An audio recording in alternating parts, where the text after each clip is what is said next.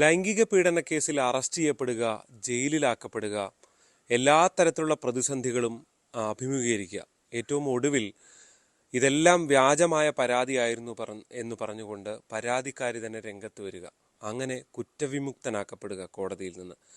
ഈ കഴിഞ്ഞ 7 വർഷക്കാലം ഒരു മനുഷ്യൻ അനുഭവിച്ച ഈ ഒരു പരാതിയുടെ പേരിലുമൊക്കെ അനുഭവിച്ച ആരോപണങ്ങളുടെ പേരിൽ അനുഭവിച്ചത് എത്രത്തോളം വലിയ പ്രതിസന്ധിയാണ്.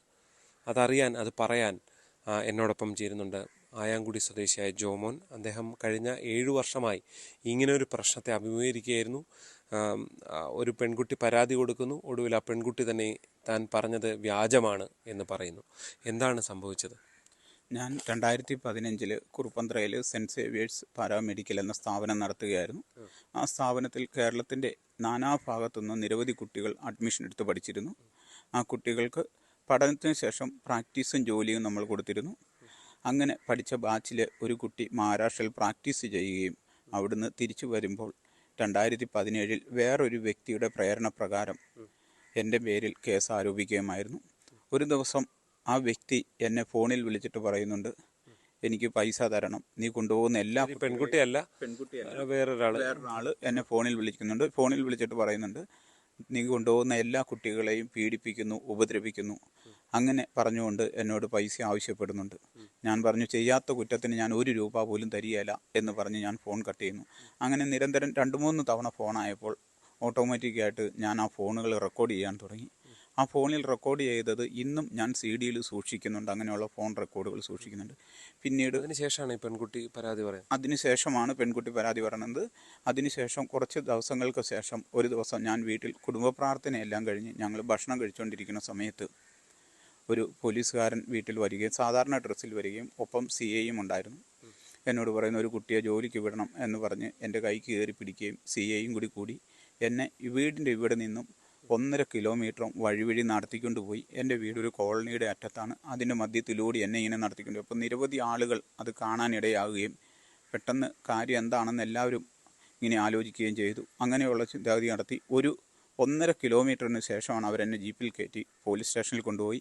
അന്നേരം പറഞ്ഞില്ല ഇത് പീഡന പരാതിയാണെന്നൊന്നും പറഞ്ഞില്ല? അങ്ങനെ ഒന്നും പറയുന്നില്ല. എന്നെ പിടിച്ചുകൊണ്ട് കൊണ്ടുപോകുന്ന വഴിക്ക് കുറച്ച് തെറികളും അസഭ്യങ്ങളൊക്കെ പറയുന്നുണ്ട് അവർ.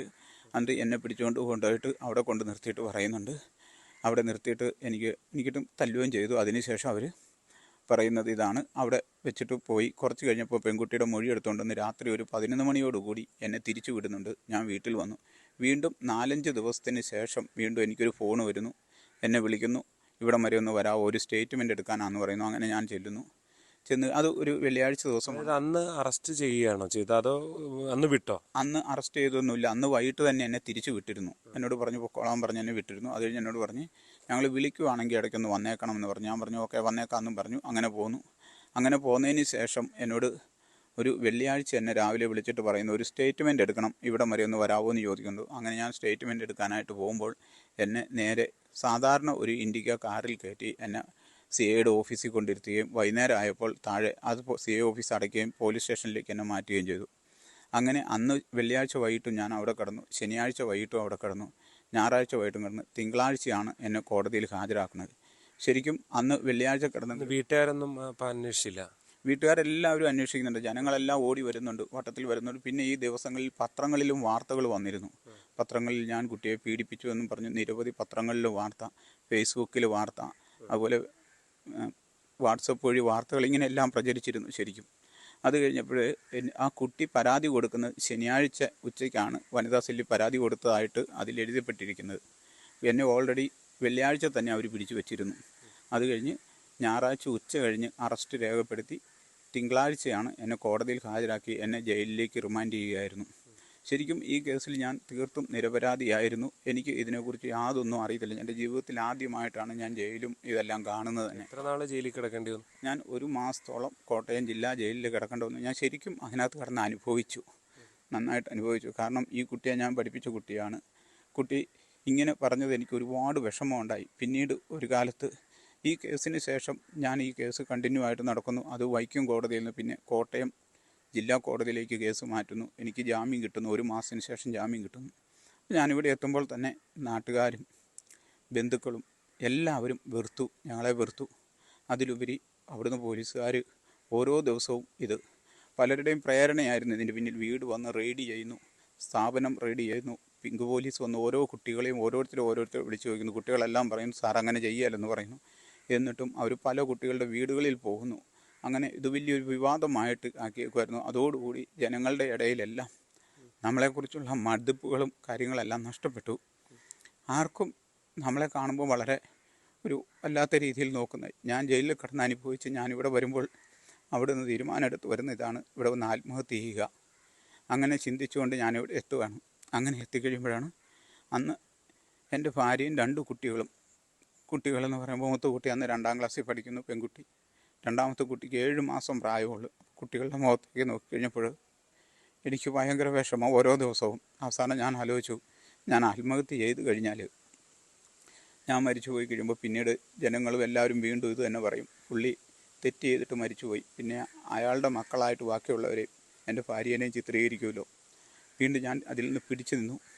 ഞാൻ ദൈവത്തോട് കരഞ്ഞ് പ്രാർത്ഥിച്ചു, ഒരുപാട് ഞാൻ പ്രാർത്ഥിച്ചതിൻ്റെ ഫലമായിട്ട് പിന്നീട് ഞാൻ ഇതിൽ നിന്ന് ഇങ്ങനെ എൻ്റെ ജോലികളെല്ലാം പോയി, സ്കൂളുകൾ നഷ്ടമായി, എല്ലാം നഷ്ടമായി. പിന്നീട് ഞാൻ കൃഷിപ്പണിയുമായി വളരെ ബുദ്ധിമുട്ടി. കോടതിയിൽ പൈസ കെട്ടണം, എല്ലാം കെട്ടണം, വളരെ ശരിക്കും ബുദ്ധിമുട്ടി. പക്ഷേ ആരും നമുക്കൊരു സഹായത്തിനോ ഒരു ആശ്വാസവാക്കിന് പോലും ആരുമില്ലായിരുന്നു.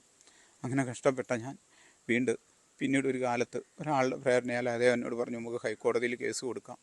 അങ്ങനെ ഹൈക്കോടതിയിൽ അതിനെ കൊണ്ട് സ്റ്റേ ഇട്ടു. അന്ന് ഈ കുട്ടി കൊടുത്തിരിക്കുന്ന പരാതി ഇതായിരുന്നു, ട്രെയിനിൽ വെച്ച് പീഡിപ്പിച്ചു, ഓടിക്കൊണ്ടിരുന്ന ട്രെയിനിലെ ബാത്റൂമിലിട്ട് പീഡിപ്പിച്ചു, സ്കൂളിൽ ഓഫീസിൽ വെച്ച് പീഡിപ്പിച്ചു എന്നുള്ളതായിരുന്നു. കുട്ടിയായിട്ട് യാത്ര എപ്പോഴെങ്കിലും ചെയ്യേണ്ടി വന്നിട്ടുണ്ടോ? കുട്ടി മാത്രമായിട്ട് ഒരിക്കലുമില്ല. 6 കുട്ടികളെ ഒന്നിച്ച് ഞാൻ കൊണ്ടുപോയിട്ടുണ്ട്, അങ്ങനെ യാത്ര ചെയ്തിട്ടുണ്ട്. അല്ലാതെ കുട്ടികളെ ഒറ്റയ്ക്ക് നമ്മൾ കൊണ്ടുപോയിട്ട് പരിപാടിക്കാ കുട്ടികളെ പ്രാക്ടീസിന്, ഞാൻ പഠിപ്പിച്ച സ്ഥാപനത്തിലെ കുട്ടികളെ പ്രാക്ടീസിന് മഹാരാഷ്ട്രയിൽ വിട്ടതാണ്. അന്നാണ് കൊണ്ടുപോയത്. അങ്ങനെ അവർ പറയുന്നത് അങ്ങനെയല്ല, പിന്നീട് ഒരു ദിവസം കുട്ടീനെ കൊണ്ടുവന്ന് പീഡിപ്പിച്ചതായിട്ടാണ് അവർ എഴുതി വെച്ചിരിക്കുന്നത്.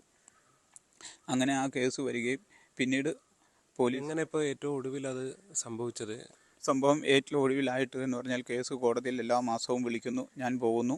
അവർ വാദിഭാഗമായ കാരണം അവരുടെ പ്രോസിക്യൂട്ടറാണ് ഹാജരാണ്. അങ്ങനെ വന്ന് അവസാനം ഈ കുട്ടികളുടെ ഗ്രൂപ്പ് ഇന്നും നിലനിൽപ്പുണ്ട്. അവർ അങ്ങോട്ടും ഇങ്ങോട്ടും ചർച്ച ചെയ്തപ്പോൾ ഈ കുട്ടിയോട് ചോദിച്ചു, എന്തിനാണ് നീ സാറിനെ അങ്ങനെ ചെയ്തത്, അത് സാറിന് ഒത്തിരി ഇത്. അപ്പോൾ അവൾ പറഞ്ഞ് ഞാനതെല്ലാം മറക്കാൻ ശ്രമിക്കുന്നു എന്ന് പറഞ്ഞു. അപ്പോൾ പറഞ്ഞു അങ്ങനെയല്ല, കേസ് തീർന്നിട്ടില്ല എന്ന് പെൺകുട്ടികൾ പറയുന്നു. ഇപ്പോഴും ഇവരുടെ കൂടെ പഠിച്ച കുട്ടികൾ മഹാരാഷ്ട്രയിൽ ജോലി ചെയ്യുന്നുണ്ട്. ഇപ്പോഴും നമുക്ക് മഹാരാഷ്ട്രയായിട്ട് ബന്ധമുണ്ട്. പല പിള്ളേരെയും ജോലിക്ക് വിട്ടുകൊടുത്ത് ഹോസ്പിറ്റലുകളിൽ ഡോക്ടർമാരുമായിട്ട് ബന്ധമുണ്ട്. അങ്ങനെ ആ കുട്ടികൾ ഇവളോട് പറയുന്നു കേസ് തീർന്നിട്ടില്ലെന്ന് പറയുന്നു. വീണ്ടും ഈ കുട്ടി വേറെ ഒരു വിവാഹം കഴിക്കുകയാണ്. ആദ്യം കൊണ്ടുപോയ ആൾ കുട്ടീനെ ഉപേക്ഷിച്ചു, രണ്ടാമത് കുട്ടി വിവാഹം കഴിച്ച് ഇരിക്കുകയാണ്.